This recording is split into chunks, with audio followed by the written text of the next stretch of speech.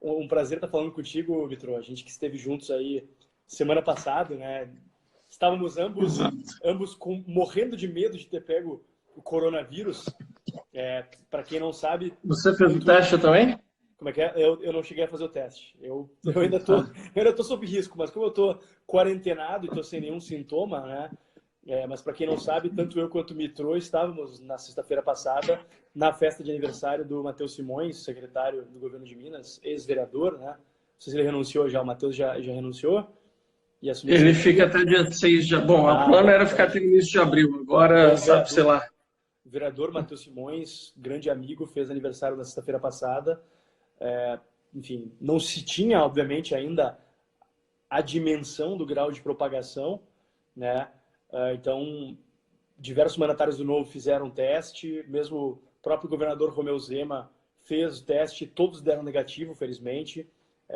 Grande abraço para o Lucas Gonzalez, aí, está nos assistindo, colega do Mitro, da bancada federal. Aí. Vamos, Lucas. E que a Jennifer deu um toque importante, quem quiser deixando perguntas, a gente vai respondendo também na medida do possível. Mas nossa ideia é partir de um papo mais bem estruturado. Mas só para finalizar a janela que eu abri, felizmente tanto eu quanto o Mitro estamos bem, né? Até fala um pouquinho sobre a tua circunstância de saúde aí, Mitro, para deixar o pessoal mais tranquilizado. Saiu até no Tempo de Minas, né, sobre teu risco. Eu como sou menos importante que tu, ninguém se importou em saber da minha saúde e tal. Mas fala aí um pouquinho, cara. Não, eu estava me recuperando de uma cirurgia, né? Um mês atrás eu fiz uma cirurgia programada para retirar minhas amígdalas e corrigir um desvio de septo para melhorar a minha parte respiratória. A recuperação estava indo bem, mas 2 semanas depois eu tive uma hemorragia na garganta e tive que ser internado às pressas para uma outra cirurgia. Fiquei 1 dia e meio no UTI. Fiz a cirurgia, deu tudo certo, fiquei em observação na UTI. Fiquei mais 1 semana de molho em BH me recuperando e aí fui para Brasília na semana retrasada, que foi quando essa história do coronavírus começou a aparecer aqui no Brasil. Então, eu ainda estou com um quadro de anemia, né? Quando você perde, eu acabei perdendo uma certa quantidade de sangue, então minhas hemoglobinas estão num nível menor do que deveria estar, o que me coloca num grupo de risco aí de pegar agora com imunidade mais baixa. E aí eu estava com alguns sintomas naturais do processo de recuperação da cirurgia, um pouco de coriza, tosse, coisa assim. E aí quando eu fui me certificar no médico que estava tudo bem, ele falou, você está apresentando 2 coisas. Você teve contato prolongado com o ambiente que teve alguém positivado, né, que foi o senador Nelson Trade, que há 10 dias atrás eu tive com ele numa reunião durante umas 3 horas. Não chegamos a nos cumprimentar, que estava uns 3, 4 metros de distância, mas ficamos 3 horas na mesma sala, e no plenário, e estava com alguns sintomas, né? Que eu acreditava que eram sintomas da cirurgia, só que aí preferimos pecar pelo excesso, fiz o teste, deu negativo, então teve um rebuliçozinho aqui na imprensa de BH quando eu anunciei que tinha feito o teste. Mas agora, infelizmente, fazer teste virou corriqueiro, dado o número de casos que a gente tem crescente, e já anunciei que estou, por enquanto, a salvo do corona também. Excelente, excelente. Que tu siga te cuidando aí, porque a gente precisa muito da tua atuação lá em Brasília. Agora, até seria bacana tu falar para o pessoal como é que vai funcionar, como é que vão funcionar as sessões das próximas semanas em Brasília. Como é que foram os testes do ambiente virtual, como é que tu vai atuar a bancada do Partido Novo? A gente está se adaptando, né? A Câmara tinha anunciado, na semana que eu tive lá, na quarta-feira, foi essa reunião com o ministro Mandetta, o Maia, o Davi Alcolumbre, o Paulo Guedes, o Roberto Campos e tudo, onde eles estavam dando para a gente um panorama, naquela época, de qual que era a previsão da chegada do corona no Brasil, que tinha recém-chegado. Mas as coisas aconteceram muito rápido. E 2 dias depois o Congresso já restringiu o acesso a visitantes e tudo. Na semana seguinte já viu que ia ter que mudar radicalmente a forma de funcionamento. Então, na semana passada, essa que terminou ontem, já teve restrição de acesso ao plenário, cancelamento de comissões, para migrar o sistema de votações e para o que eles estão chamando de sistema de deliberação remota. Então, isso vai ser implementado essa semana. A gente tem notícia que terça ou quarta-feira fique pronto. Estamos recebendo notícias aqui de novos protocolos da Secretaria-Geral da Mesa em relação a como que isso vai funcionar, mas basicamente a ideia é que remotamente nós consigamos apresentar projetos de lei, votar e ter reuniões em salas com os deputados das comissões e os líderes no plenário, para que possa continuar a deliberação nesse momento. O Congresso, de forma alguma, pode ficar parado agora. Várias das medidas precisam ser aprovadas pelo Congresso, então, mas ao mesmo tempo, a gente não pode toda semana ter 600 parlamentares, entre deputados e senadores, vindo de todos os lugares do Brasil, indo para Brasília e voltando, né? Que isso aí seria uma irresponsabilidade grande em relação à propagação do vírus. Então, acho que a melhor coisa é essa migração para o remoto e acho que já estava na hora, né? A gente, ainda a Câmara tem sistemas muito arcaicos, muita coisa você precisa presencialmente protocolar, então imagino que parte disso deve até ficar de forma permanente, né? Uma vez sendo testado e no funcionando fim, bem. acho que enfim, obviamente a gente não queria que tivesse que estar passando por essa situação, mas no fim acho que a gente vai ter um bom ganho no aspecto de avanço da tecnologia e quebra de algumas resistências históricas ao processo enfim, de automação e de até utilizar melhor e mais os ambientes virtuais, né? Porque o pessoal ainda é muito reativo em relação a isso na política e até especialmente os políticos mais velhos tem uma certa dificuldade de operacionalizar isso. Aqui na Assembleia também, essa semana, a gente aprovou uma resolução na Assembleia Legislativa do Rio Grande do Sul, para quem está chegando agora, criando também a regra de deliberações por meio virtual pelo prazo de 30 dias. O Adroaldo Catão também, grande amigo de Alagoas, está falando aqui que também é um avanço na administração pública como um todo, né? Acho que até vai ser um período em que a gente vai poder ver que muitas atividades podem ser desempenhadas à distância, muitas atividades são poucas relevantes, né? Ele que trabalha lá no governo de Alagoas está falando que está com todo mundo em teletrabalho. Acho que isso deve ser uma realidade Brasil afora, né? Mitro, como é que vocês estão vendo isso aí em Minas? Tu que tem mais contato com o governo Zema, como é que está essa transição para ele? Não, também foi super rápida no governo, eles já vinham se preparando desde o início do ano para isso, e acho que a gente vai, não só os parlamentares, mas a população em geral vai se ver obrigada a mudar seus hábitos. Eu tenho exemplo em casa, meus pais são mais idosos, minha mãe tem 70 e meu pai 82, e eles iam com frequência ao banco, qualquer coisa, eu vou pagar um boleto, ia lá no banco e tudo. E esses dias, antes de ontem, eu ensinei eles a usar o aplicativo do celular para pagar boleto, né? Imagino que eles, agora que se acostumaram e foram forçados a quebrar a Eu ainda resistência. preciso ensinar isso aí para minha mãe. Ontem mesmo ela mandou um boleto para eu pagar para ela. Pois é, e eu tô distante deles, né, porque eles são um grupo de risco também, e tava o celular da minha mãe filmando a tela do celular do meu pai para ensinar ele a mexer nos botões para pagar o boleto.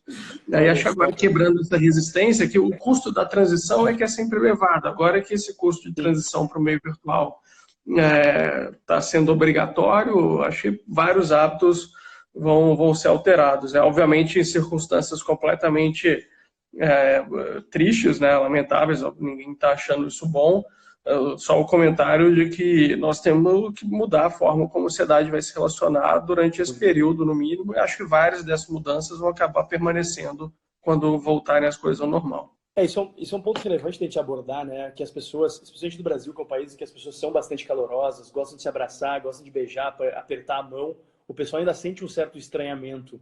Mas é importante a gente ter noção de que esse é um momento em que um certo distanciamento social é essencial. Talvez ele seja até mais efetivo do que uma quarentena mesmo, né? Mas, enfim, que é um debate que surge também. Eu até queria ouvir tua ponderação a respeito disso, porque é um debate complexo, né? A gente fazer um lockdown num país como o Brasil, que é um país pobre, que é um país que precisa de crescimento econômico, que precisa da atividade econômica, e ao mesmo tempo é um país com uma carência no serviço de saúde, que a gente sabe que não vai ter condições de lidar com uma eventual explosão do coronavírus. Qual é a tua percepção em relação a isso, né? E que inclusive pode vir a afetar essa queda na atividade econômica pode vir, não vai afetar. Eu tenho conversado com alguns secretários de Estado aqui no Rio Grande do Sul, com outros deputados, e a preocupação é muito grande em relação a uma queda na arrecadação, decorrente, por óbvio, da queda na atividade econômica. Onde tu acha que a gente pode encontrar o ponto de equilíbrio entre um distanciamento social, um isolamento, quarentena e uma preservação de um certo nível de atividade econômica? Tu é um cara que está te dedicando bastante a ler sobre isso, a estudar esse período de isolamento. Exato, essa é a pergunta de $1 milhão, né, que a gente está vivendo hoje. Eu vejo tanto no governo federal, contato constante com o Ministério da Saúde, nesse momento principalmente, mas também o Ministério da Economia e aqui com o governo de Minas. A grande questão, eu acho que a gente não pode se cansar de falar disso, porque tem muita gente espalhando o contrário, inclusive o presidente da República. A gente não está diante só de uma gripezinha, uma crise qualquer, né? A gente está vivendo uma crise sanitária muito grande, né? A maior que gerações aí passaram. Acho que não deve ter ninguém, ou quase ninguém vivo hoje que viveu o surto da gripe espanhola 100 anos atrás. Então, a gente está vivendo a maior crise sanitária e econômica que as pessoas hoje na Terra já viveram. E o grande problema é que a velocidade de proliferação do vírus atinge um volume de pessoas que vão precisar de tratamento intensivo maior do que a capacidade instalada, o que vai gerar um colapso do sistema de saúde. E se nada for feito, não só vai gerar um colapso do sistema de saúde e deixar de atender as pessoas com a própria doença, com o próprio coronavírus, como está acontecendo agora na Itália, mas se você não fizer nada também, as pessoas vão continuar tendo apendicite, vão continuar tendo acidente de trânsito, vai continuar tendo um monte de coisa que precisa de atendimento de urgência. Atendimento de trânsito até diminuir nesse período de isolamento social, né?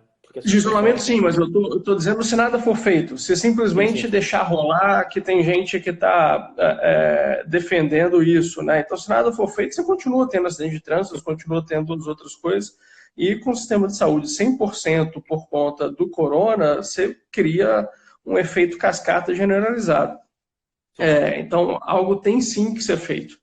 Agora, por outro lado, essas medidas extremamente restritivas, que eu entendo que tenham que ser feitas agora, até para a gente entender a forma como o corona vai chegar no Brasil, você paralisar a economia, né, o funcionamento das empresas, tem muita gente indo para o teletrabalho, tem fábrica que está funcionando ainda, tem especialmente aquelas relacionadas a produzir medicamentos e alimentos e tudo.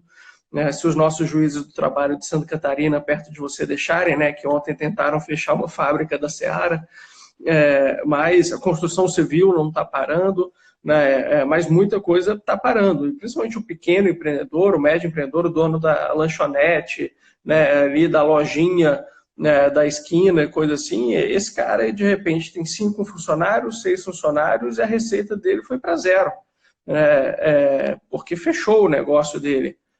E algumas lojas de chocolate, daqui a pouco é Páscoa, né? A loja de chocolate não funcionar na Páscoa, ela vai perder o faturamento que eles contam como inteiro, metade do ano, às vezes, ou mais do que metade do ano. E como que a gente vai manter esses empregos? Aí você tem o efeito cascata, né? A lojinha, a papelaria fecha, os funcionários da papelaria, se a papelaria quebra, para de receber salário, isso acontece, é um efeito muito grande de recessão. Que uma recessão grave leva as pessoas para a extrema pobreza, para a pobreza, e gente morre por conta disso também, né? Então, assim, a gente está meio entre a cruz e a espada. Eu acho que uma medida mais restritiva nesse momento é necessária para que a gente sustente essa primeira chegada do coronavírus, entenda nessa primeira chegada o efeito que vai ter aqui no Brasil, velocidade de contaminação, transferência do que dá para ser transferido para o online, coisa assim, ser transferido. Mas acho que aos poucos a gente vai se ver obrigado a ir fazendo uma abertura gradual, lenta, controlada, para que não haja um colapso econômico maior do que já vai ter. né? Mas acho que não tem solução ótima, não tem precedente no mundo, nem no Brasil. A gente está tendo precedente, a sorte de estar 2 meses atrás da China, 1 mês atrás da Itália, 3 semanas atrás dos Estados Unidos em relação ao que vai acontecer. Mas são medidas muito drásticas e o que a gente está acompanhando é um pouco desse equilíbrio aí tênue entre conter uma propagação do vírus, né, ou reduzir a velocidade de propagação do vírus e, por outro lado, prezar para que a recessão que vai vir acompanhada dessas medidas não seja tão ou mais mortal do que o próprio vírus em si. Então, acompanhando medidas, hoje teve o BNDES anunciando medidas, a Caixa Econômica anunciando medidas para lhe dar uma sustentação para o empreendedor nesse momento de sufoco, mas que a gente sabe que não vai ser necessário, não chega lá na ponta para todo mundo. Então, é bem preocupante a situação, infelizmente, mas eu acho que o isolamento social, esse fechamento de muitas coisas nesse primeiro momento é essencial para a gente ter uma noção de como vai ser a chegada do vírus aqui no Brasil. Sim.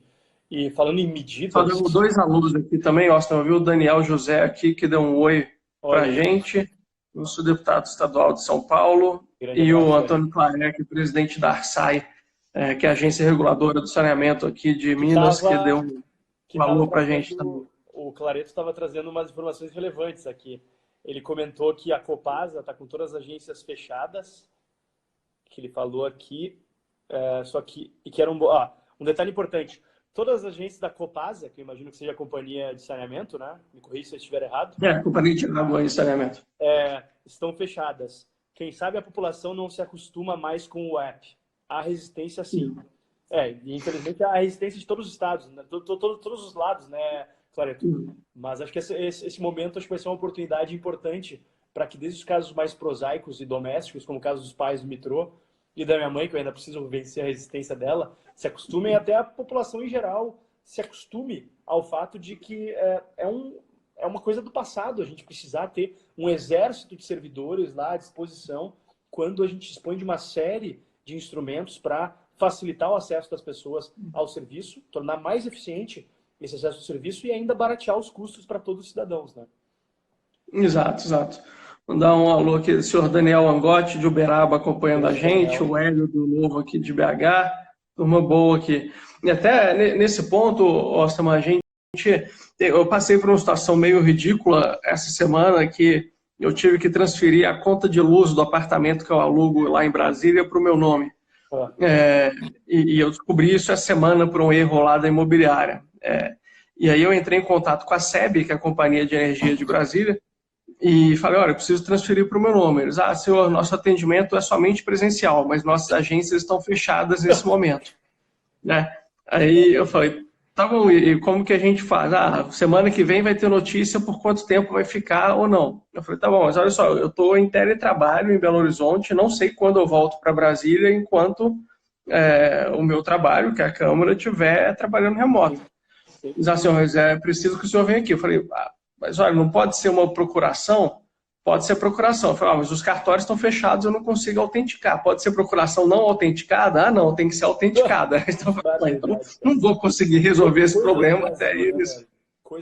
Então, sei lá, por quantas semanas eu não vou conseguir, porque a SEB só atende presencialmente, só aceita procuração autenticada e enfim, vou ficar uns meses aí sem transferir isso para o meu nome. Que barbaridade. Mas em termos de medidas, está tramitando na Câmara um projeto de iniciativa de diversos deputados do Novo. Eu imagino que tu não foi um dos coautores, porque tu não estava lá presencialmente, né? Que é o PL 646 de 2020. Do Novo, ele foi assinado pelo Ganimi e pelo Vinícius Poit, em nome da bancada, suponho, que autoriza os diretórios nacionais dos partidos políticos a doarem recursos do fundo partidário e do Fundo Especial de Financiamento de Campanhas, famoso fundão eleitoral, para ações incluídas em políticas de enfrentamento de emergências de saúde pública, de calamidade pública ou de desastres naturais. Como é que vocês veem a possibilidade de tramitação desse projeto? Será que ele vai ser aprovado a tempo? Enfim, como é que tu vê as possibilidades de êxito? Olha, essa é uma luta antiga nossa, né, de evitar que vá dinheiro público para financiamento de campanha e para os partidos políticos se manterem.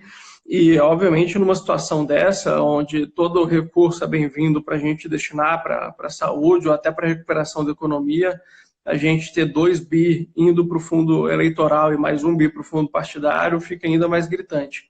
Então, a gente protocolou esse projeto, inúmeros deputados de outros partidos estavam juntos também, e há uma discussão que agora está ganhando um apelo da sociedade, talvez como não tiver, sempre teve um certo apelo, mas aumentou muito essa semana.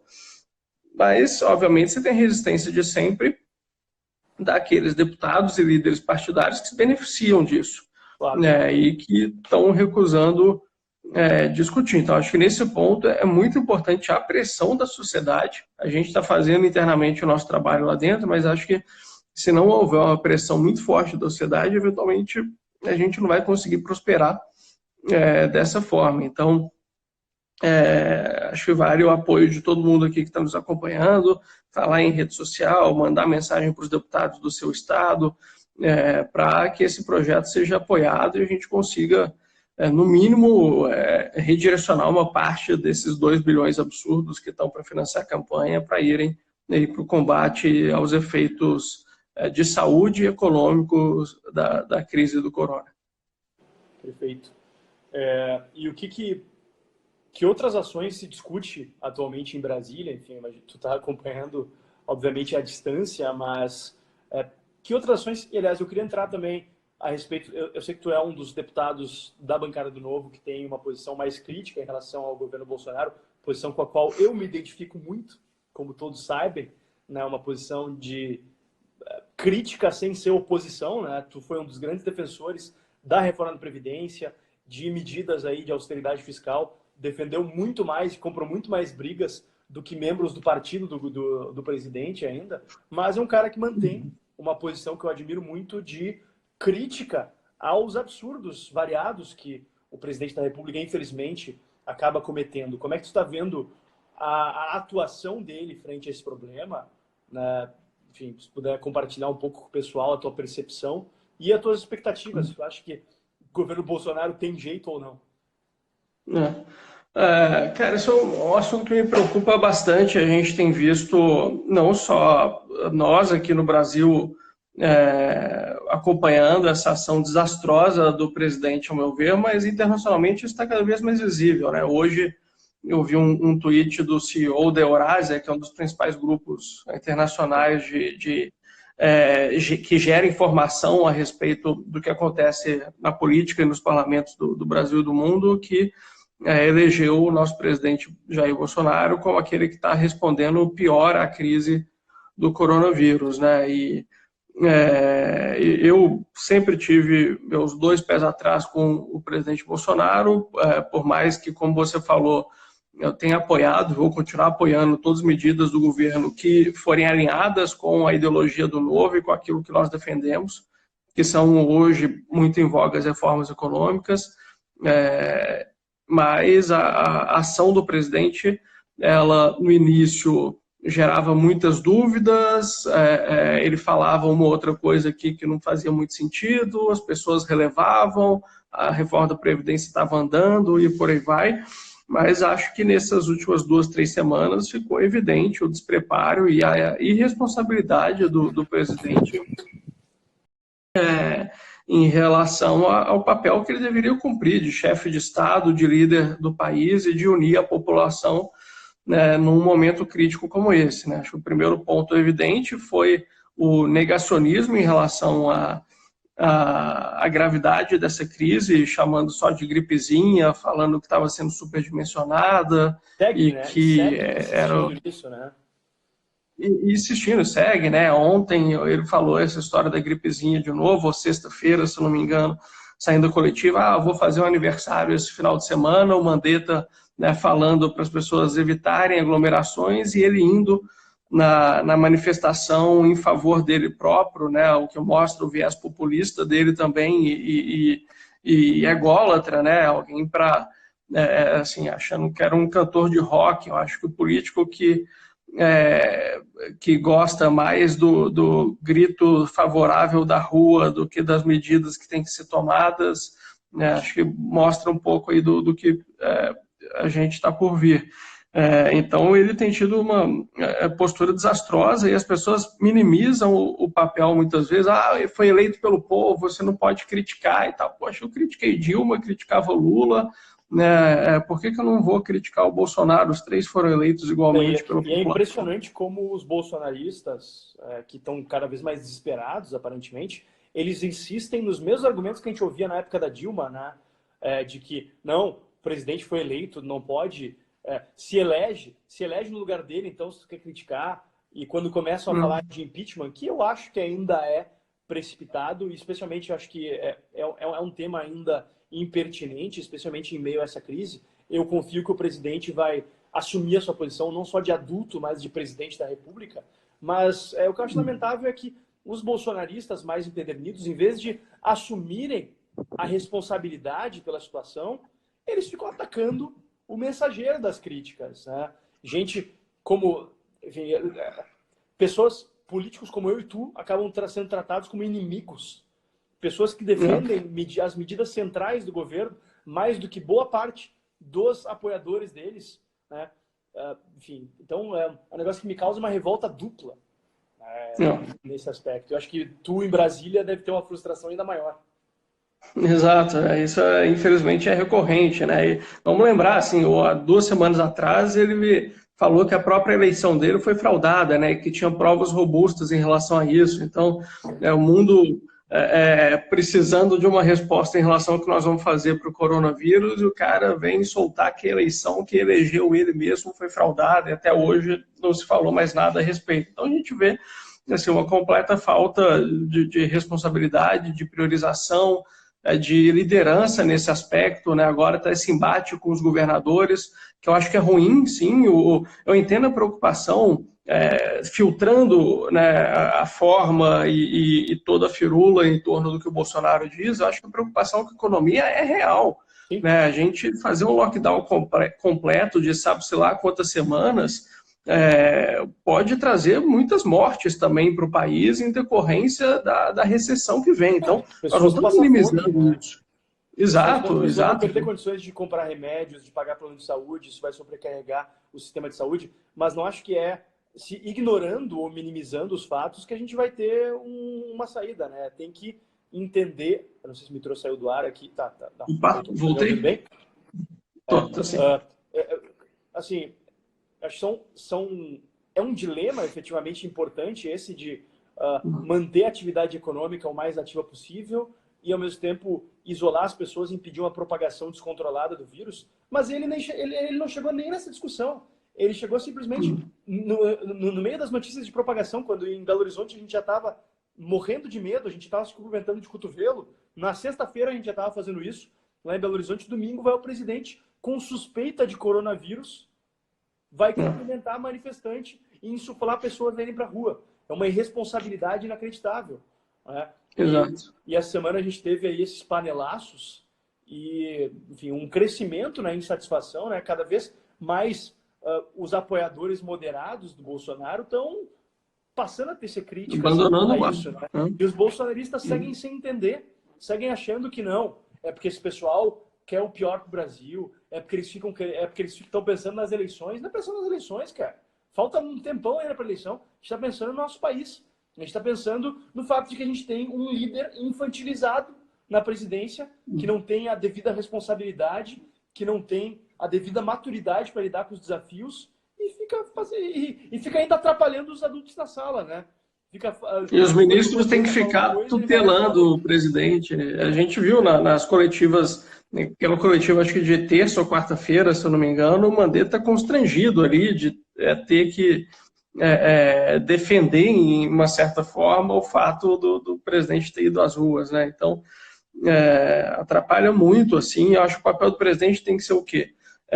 Obviamente, não criar um pânico generalizado. Acho que é uma decisão correta tratar com seriedade, mas serenidade, mas falta parte da seriedade hoje, e coordenar o trabalho com os governadores. Essa briga de ego, Witzel, Dória, Bolsonaro não ajuda também. São Paulo e Rio são os dois estados mais afetados pelo corona, e eu já vi em outras ocasiões o Bolsonaro claramente demonstrar que tem uma briga de ego e eleitoral, política para as eleições de 2022 com esses dois governadores. Os governadores também têm com ele em retorno, em vez de sentar na mesa como adultos e chefes do executivo, né, que são, falta essa coordenação que atrapalha muito. Eu acho que assim, até, eu acho que, para ser justo, acho que o Witzel tem passado os limites também, tem decretado medidas que fogem claramente ao seu escopo de atuação, mas os governadores no geral, e eu falo da situação aqui no Rio Grande do Sul,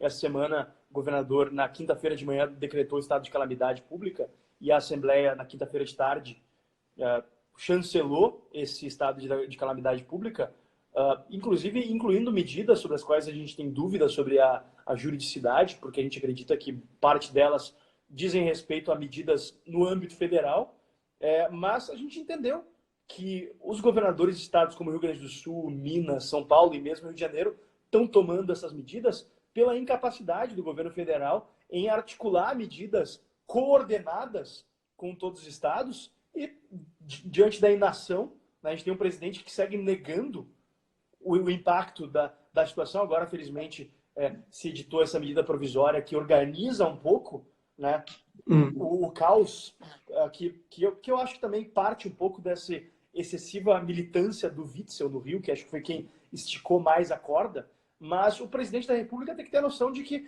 ele tem que ser uma força agregadora e não segregadora. Ele não é o presidente dos seus eleitores, dos seus apoiadores, ele é o presidente dos 211 milhões de brasileiros aí, né? Exato. E, eu, sinceramente, acho que não vai ter uma mudança de postura do presidente, e nós vamos ter que, de um lado, acostumar com isso e, do outro, gerenciar os efeitos ruins que estão vindo dessa falta de liderança, né? Mas aí é parte do que nós estamos tentando fazer ali no Congresso. Você tinha perguntado anteriormente, medidas estão sendo tomadas, né? Esqueci de avisar aqui. Eu pedi um rap há 4 horas atrás, o rap chegava, 2 minutinhos, já vem, vai tocando aí enquanto isso. Quarentena é isso aí, pessoal. O homem está sozinho em casa aí, está se resguardando. Teve até o Paulo Alex comentou aqui: Thiago, não pode colocar a mão na boca e nos olhos. Felizmente, o Thiago está sozinho em casa, então, se ele colocar a mão na boca e nos olhos, ele pode lavar as mãos. Agora ele vai ter que tomar um cuidado especial ao receber o entregador do rap aí, mas vamos aguardar esse minutinho, vamos fazendo perguntas, comentários aí, para a gente poder encaminhar bem a nossa conversa para o fim. A gente tem aí mais uns 5, 10 minutos. Um grande abraço para o pessoal que é seguidor do Mitrô e que entrou na nossa live. Para quem não me conhece, eu sou deputado estadual pelo Partido Novo aqui no Rio Grande do Sul, como o Thiago Antunes F. perguntou aqui. Obrigado a todos pela audiência. Sou, assim como o Thiago Mitrô, mandatário do Partido Novo e um mandatário associado ao Livres, que é um movimento político liberal que busca defender a liberdade sob todas as suas matizes, né? Então, tenho muito orgulho de estar cerrando fileiras ao lado do Mitrô, ao lado do Guilherme da Cunha, também do Novo e do Livres, da Júlia Lucy, da Laura Dano, do Gilson Marques e de todos os nossos mandatários do Livres também, que são de outros partidos, né? Gente muito boa, como Marcelo Caleiro, deputado federal do Rio de Janeiro, o Emerson Jarude, vereador de Rio Branco, no Acre, que estava dando um alô aqui também, assim como o Daniel José também, nosso deputado estadual de São Paulo, aliás. O Dani, inclusive, foi um exemplo para todos nós de prevenção. Ele faltou ao nosso encontro de mandatários do Novo, que foi em Belo Horizonte na semana passada, para se precaver do coronavírus, e acho que foi uma atitude acertada no fim das contas. Então, claro que, felizmente, nenhum de nós que esteve em Belo Horizonte até hoje deu positivo, né? Todos que estiveram lá e fizeram o teste deram negativo. Mitrô, o Vinícius Poit, a Júlia Lucy, deu negativo. O governador Romeu Zema também. Estamos aguardando ainda o resultado do Alexandre Freitas, do Sérgio Vitor, do Reni, que também fizeram. Tem muita gente perguntando sobre as eleições municipais. Assim que o Mitrô voltar, eu quero botar esse assunto em pauta, para ouvir um pouco a opinião dele a respeito desse tema, né? Que tem ocupado o noticiário aí em boa parte. Já Voltou. peguei o rap aqui, mas como peguei na sacolinha que veio da rua, eu vou lavar minha Vai lá, mão antes boa. da gente voltar. Isso aí, tem que dar exemplo. Né? Então, tem que dar exemplo de higiene. E como eu disse antes, pessoal, distanciamento social nesse momento é uma medida importante. Quem precisar ir à rua, quem realmente precisar ir ao supermercado, ir ao posto de gasolina, vá, mas evite contato direto com pessoas, evite, enfim, se expor a riscos desnecessários, mesmo sendo saudável. Deixa eu até falar para vocês o meu caso, né? Teve gente falando assim, teve algumas pessoas comentando nas minhas publicações no Facebook: ah, deputado, tu tá aí no home office, tu pode estar fazendo isso, mas os servidores da segurança, da saúde que não pode.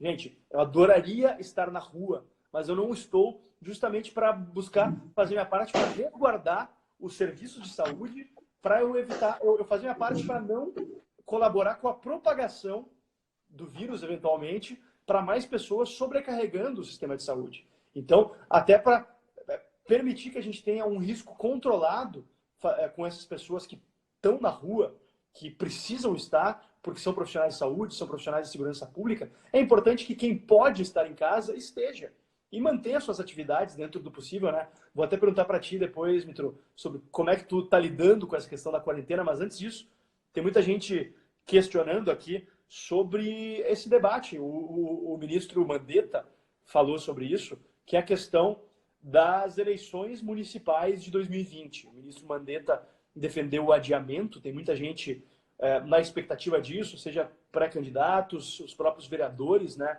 Que é um tema que interessa muito a eles, acho que é um tema que interessa a toda a sociedade brasileira. Qual é a tua opinião sobre o eventual adiamento, Vitro? Olha, Fábio, acho que a gente está na mesa essa discussão de fato, porque a gente não sabe o quanto vai durar essa crise e as restrições impostas aí à circulação de pessoas e tudo mais. Acho que você tem dois momentos críticos aí. Um é o primeiro momento em julho das convenções partidárias. Hoje o pessoal está falando o prazo de filiação é agora 4 de abril e coisa assim. Acho que a filiação você resolve online, entendeu? Você consegue... Simplesmente o novo se na internet. também, se for o caso, né? Se dá uma extensão de prazo. Mas todos os partidos, eles mesmos fazem a filiação no diretório municipal do filiado, então acho que o problema é menor. Mas mais para frente, quando começar a ter necessidade das convenções partidárias, se a gente ainda estiver lá na frente com restrição a eventos, esse tipo de coisa, isso é um problema. E, obviamente, a partir de meados de agosto, na campanha em si, é um problema você não poder estar na rua. Mas eu acho que é precipitado hoje tomar essa decisão. Acho que a gente tem que discutir possibilidades, mas eu tomaria essa decisão daqui a coisa de uns 2 meses, que ainda seria tempo de reorganizar. Hoje faltam 6 meses e pouquinho. Acho que com 3, 4 meses de antecedência das eleições a gente tem condição de se organizar. Agora, uma coisa que para mim está fora de cogitação é passar para 2022. Eu acho que se a gente for adiar as eleições, adiar para dezembro, alguma coisa assim, quando a crise já tiver sido superada. Agora, passar para 2022, estendendo em 2 anos o mandato dos atuais prefeitos e vereadores, unificando com as eleições estaduais e nacionais, eu acho uma discussão muito ruim.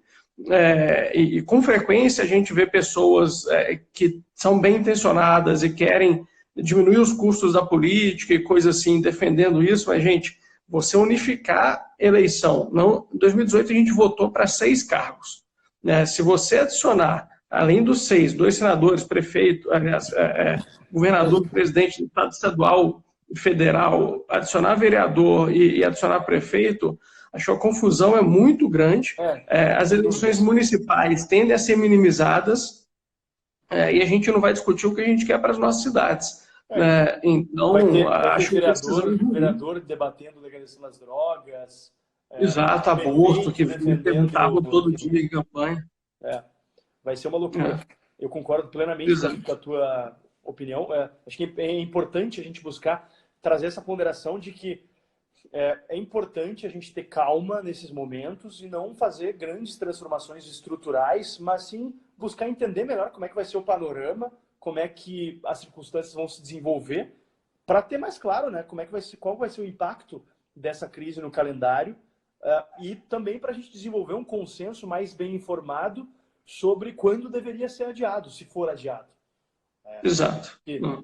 Enfim, mas eu concordo plenamente contigo também em relação à unificação das eleições, porque se hoje, e a gente sentiu isso na pele, nós fomos candidatos em 2018, eu muito mais do que tu, né? Eu senti muito mais na pele porque as pessoas se importam muito menos com a eleição para deputado estadual do que federal, né? Então, imagina o que vai acontecer com a Se eleição importa muito menos para a eleição de deputado do que de presidente e governador também. Então. Exato. As pessoas geralmente... E depois que 4 anos reclamando do Congresso. Perfeitamente. Eu acho que se a gente incluir mais 2 votos, as pessoas vão se preocupar ainda menos com a eleição pro legislativo, que, gente, não é porque eu e o Mitrô somos legisladores, mas é essencial que as pessoas prestem atenção em quem votem, porque tudo passa pelo legislativo. O legislativo é a instância de moderação e mediação dos conflitos entre os poderes, é quem tem a iniciativa de uma série de medidas que tem um impacto imenso, se não uma iniciativa direta, pelo menos iniciativa revisora e emendadora de uma série de iniciativas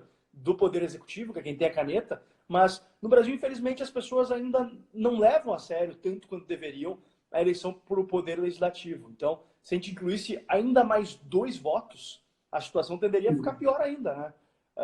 Ainda mais uma eleição que tem tudo para, infelizmente, ser tão ou mais polarizada do que já foi em 2018, como vai ser a eleição de 2022. Então, faço coro a essa preocupação do Mitrô, de que se for para ser adiada, que seja adiada em 2 meses, em 3 meses, mas que a gente nem sequer cogite essa possibilidade de unificação, né? E isso vocês estão ouvindo de 2 deputados dentre os mais preocupados com a austeridade fiscal, com as contas públicas, com o impacto que uma eleição tem, né? Mas existem coisas que são custos inerentes da democracia.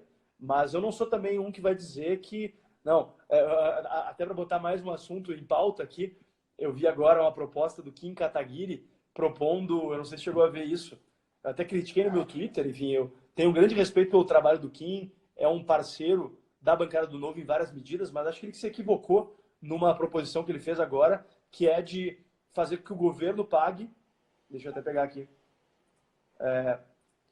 ele postou, acabo de propor projeto para garantir corridas de graça em táxis ou aplicativos de carona para todos os profissionais de saúde do país.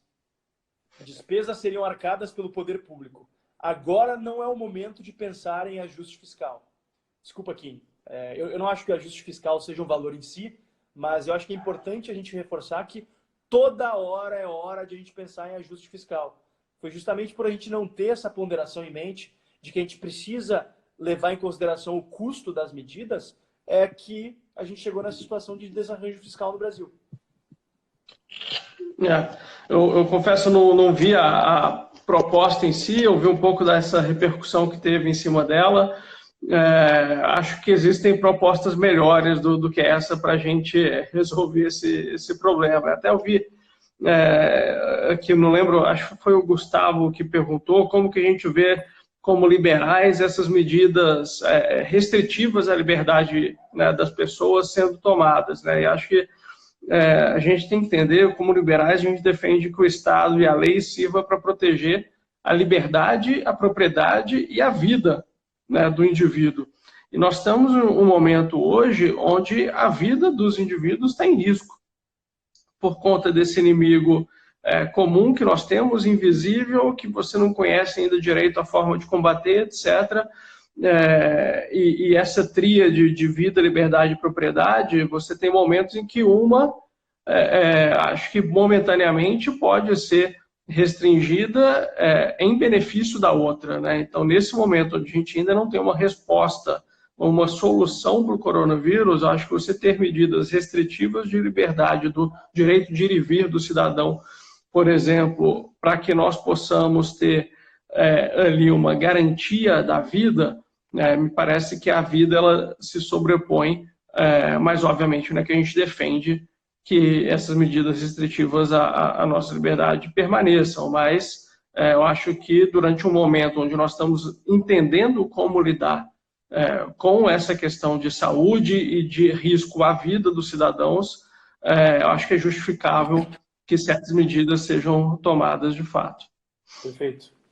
Importante ressaltar que ser liberal não significa defender a abolição do Estado ou a extirpação de toda e qualquer atuação estatal. Nós, como liberais, entendemos que há espaço, no momento, para uma atuação do Estado em áreas específicas, como, por exemplo, para conter catástrofes e calamidades.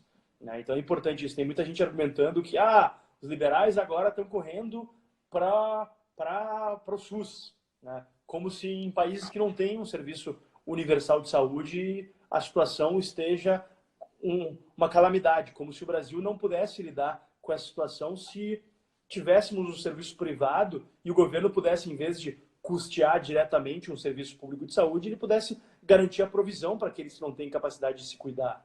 Né? É importante a gente, nesses momentos, aliás, eu quero fazer uma live especificamente para falar sobre isso, né? Sobre a posição dos liberais frente à crise, que tem muita gente achando o liberalismo está em crise. Gente, o liberalismo segue sendo a melhor forma para o desenvolvimento, prosperidade e paz das sociedades. As sociedades liberais, mundo afora, são as sociedades que estão melhor lidando com isso. Quer comentar alguma coisa sobre isso? Agora deu uma travada, não sei se foi o meu ou se foi o seu aí, cara, mas eu parei de te ouvir, não sei se as pessoas me ouvem. Então, vocês estão ouvindo a mim e o Mitro normalmente, pessoal? Alô, alô? Bom, vamos seguir. Tu tá me ouvindo bem, né? Tu tá me ouvindo? Alô? Tu me ouve? Me ouve? Eu te ouço. Eu te ouço normalmente. Ih, rapaz, Mitro saiu. Eu acho que ele caiu. Espera aí, pessoal, já tentamos voltar com o Thiago Mitro. Calma, a princípio não é coronavírus, é só uma tosse. Até porque não é uma tosse seca. Vou tentar retomar o Mitro aqui. Thiago Mitro, solicitação, adicionar. Aguardando o Thiago Mitro. Vamos ver se a gente consegue reconectar o Mitro. Aí, voltei? Conseguiu? Voltei. Conseguiu voltar, beleza. Agora sim, a velha tática do Fusca. Assim. Quando o Fusca, no primeiro carro foi o Fusca, aí quando ele não funcionava, eu saía do carro, entrava de novo e ele ligava. Mas vamos lá. Deixa eu mudar de assunto. O Mitro é um dos nossos deputados mais atuantes na área de educação. Tu é membro titular da Comissão de Educação, né? Opa, trancou de novo. Tá me ouvindo? Agora voltou. Você ia mudar de assunto, eu não entendi qual é o assunto que você foi. Mudando de assunto, vamos falar sobre educação. Tu é um dos nossos deputados titulares na Comissão de Educação, né? Não sei se exato. Mas tu é muito atuante tu é titular, né, na Comissão de Educação. Exato. Sobre o debate do Fundeb, que acabou sendo, de certa maneira, paralisado em meio a essa crise. Tu acha que tem alguma chance de ser votado durante a quarentena? E se a tua emenda sobre Charter School pode ser aprovada em plenário? Foi suprimida na comissão? Qual é a situação? Vamos lá. A gente dá um passo atrás. Explicar para o pessoal também do que se trata esse debate. Seria bacana. Exato. O Fundeb hoje é o Fundo de Financiamento da Educação Básica no Brasil, que é responsável por cerca de mais de 70% do orçamento.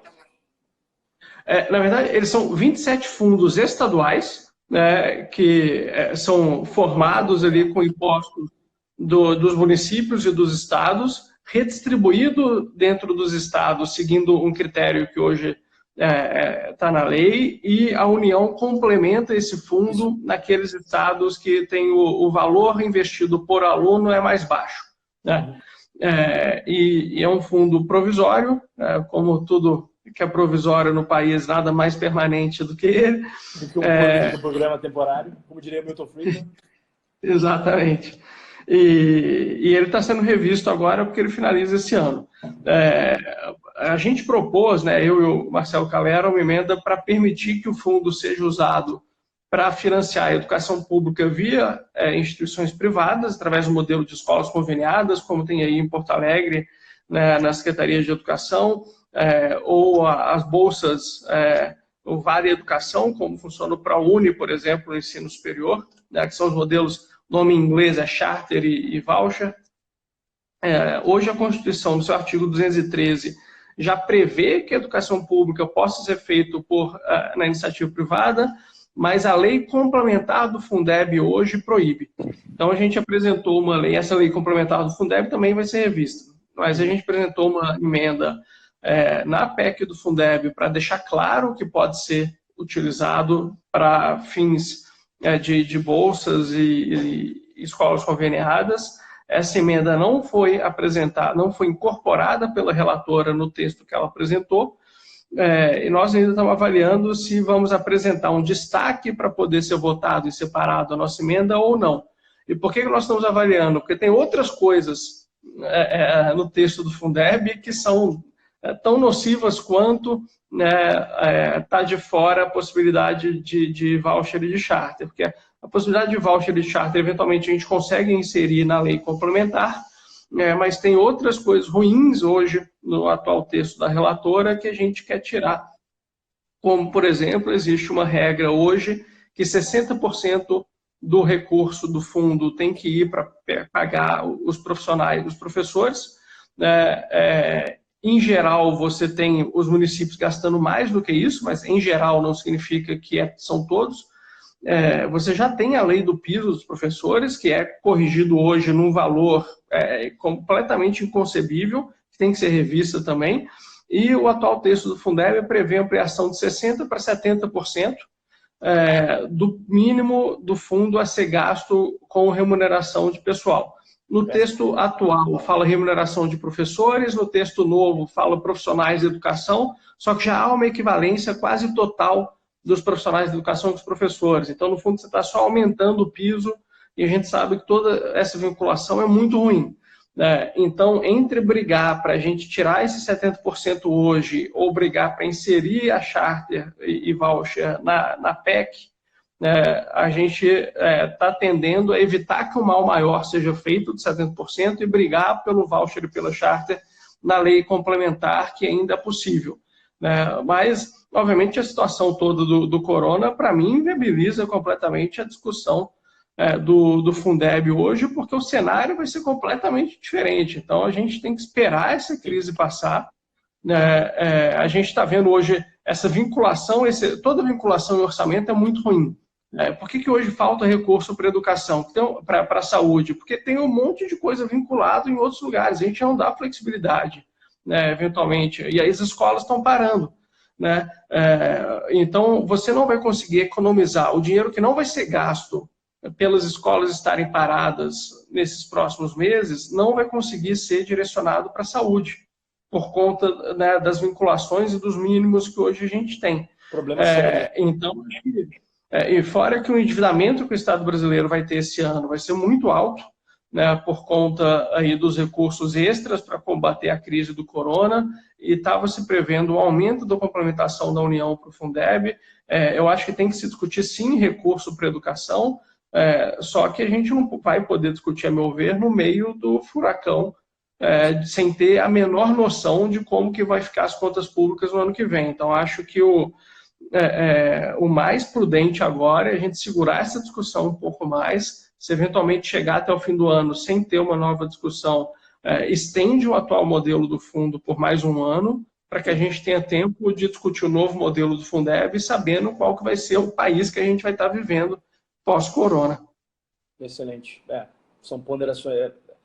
Infelizmente, as implicações dessa paralisação em todo o país gerada pela crise do coronavírus são imensas, e são em todas as áreas. Mas, Mitro, para finalizar, para eu te liberar aí... Só um minutinho, Fábio, só para fazer um comentário. Eu vi aqui que o nosso amigo Guto Pelúcio, lá de Porto Velho, está aqui, que é um empreendedor da área de educação. Um outro ponto interessante, as escolas privadas, aqui falando de faculdade, que é o caso do Guto, elas estão migrando para o EAD, porque tem a pressão da sociedade que está pagando a mensalidade, que é o diploma, etc. a maior parte das universidades públicas está tendendo a cancelar o semestre, né, ao invés de também migrar para o EAD. Por que a universidade pública não migra também para o EAD, mantendo o semestre, fazendo com que os alunos continuem aprendendo e tudo, né? Então, a gente tem sempre aí essa ineficiência do setor público que acaba muitas vezes prejudicando a própria sociedade. Aqui acho que é mais um exemplo disso, por mais que respeite muito nossas universidades, a pesquisa de qualidade que é feita em muitas delas, mas o sistema hoje ele está quebrado e se a gente não rediscutir isso, não vai ter futuro para elas, infelizmente.